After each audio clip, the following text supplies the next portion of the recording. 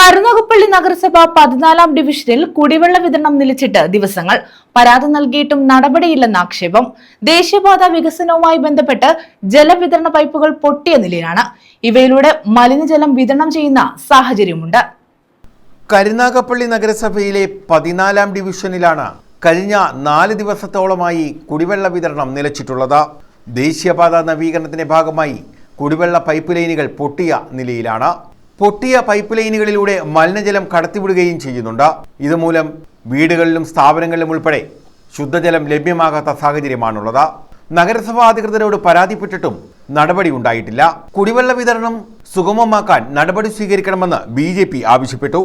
മനുഷ്യന്റെ ജീവിതത്തിലെ പ്രധാനപ്പെട്ട രണ്ട് കാര്യങ്ങളാണ്, ഒന്ന് ശുദ്ധവായു, ഒന്ന് ശുദ്ധജലം.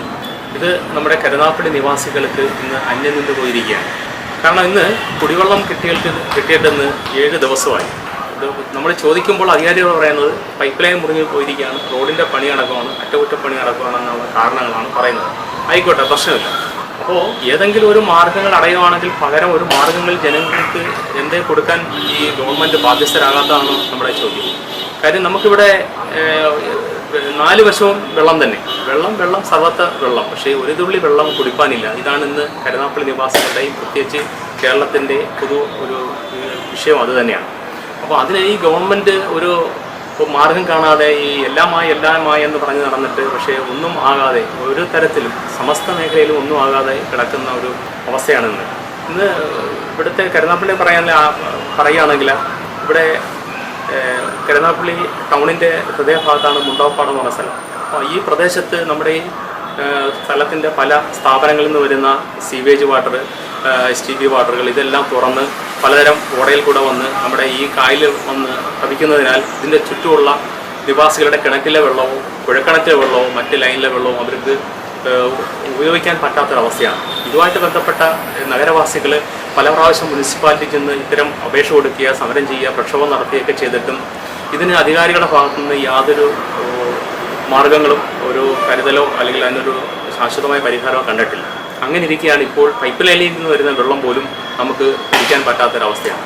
വെള്ളം വരുന്നില്ലെന്ന് മാത്രമല്ല, വരുന്ന വളരെ മോശപ്പെട്ട വെള്ളം, അതായത് ഇത്രയും മലീമസമായ വെള്ളം ഈ പൈപ്പിൽ കൂടെ എങ്ങനെ തുറന്നു വിടാൻ അല്ലെങ്കിൽ എങ്ങനെ ഈ വരുത്താൻ ഈ അധികാരികൾ തയ്യാറാവുന്നു എന്നുള്ളതാണ്. ഈ പൈപ്പിൽ കൂടെ തന്നെ നല്ല വെള്ളം വന്നാലും ഇതിനകത്തുണ്ടാകുന്ന ബാക്ടീരിയ ആയാലും അതിൻ്റെ വൈറസ് ആയാലും മറ്റെല്ലാം മാലിന്യങ്ങളും ഇതിനകത്ത് അടിഞ്ഞുകൂടുമ്പോൾ ഉണ്ടാകുന്ന രോഗങ്ങൾ, ഇതൊക്കെ നമുക്ക് പറഞ്ഞറിയിക്കാൻ പറ്റാത്ത അവസ്ഥയാണ്. ജലവിതരണം സുഗമമാക്കാൻ നടപടി സ്വീകരിച്ചില്ലെങ്കിൽ ശക്തമായ പ്രക്ഷോഭം സംഘടിപ്പിക്കുമെന്ന് BJP നേതാക്കൾ പറഞ്ഞു. മുനിസിപ്പാലിറ്റിയുടെ പല പ്രദേശങ്ങളിലും ഏറ്റവും മോശപ്പെട്ടമായ കലങ്ങിയ വെള്ളമാണ് കുടിക്കുവാനുള്ളത് വന്നുകൊണ്ടിരിക്കുന്നത്. പൈപ്പുകളിൽ നിരന്തരം ഇത്തരത്തിലുള്ള പരാതികളുമായി അർഹത ജീവനക്കാരെയോ അല്ലെങ്കിൽ അതിൻ്റെ ഉദ്യോഗസ്ഥരെ അറിയിച്ചു കഴിയുമ്പോൾ നിസാരവൽക്കരിച്ചാണ് ഇവർ സംസാരിക്കുന്നത്. അപ്പം ഇത്തരം പരിപാടികൾ, ഇത്തരം കാര്യങ്ങൾ, അതായത് ഈ കുടിവെള്ളം ഇത്രയും കലങ്ങിയത് നൽകുവാണെങ്കിൽ BJPയുടെ നേതൃത്വത്തിൽ ശക്തമായ സമര പരിപാടികളുമായിട്ട് ഞങ്ങൾ മുന്നോട്ട് പോകുമെന്നാണ് BJPയുടെ ഭാഗത്തുനിന്ന് എനിക്ക് പറയാനുള്ളത്. News bureau, Karunagappally.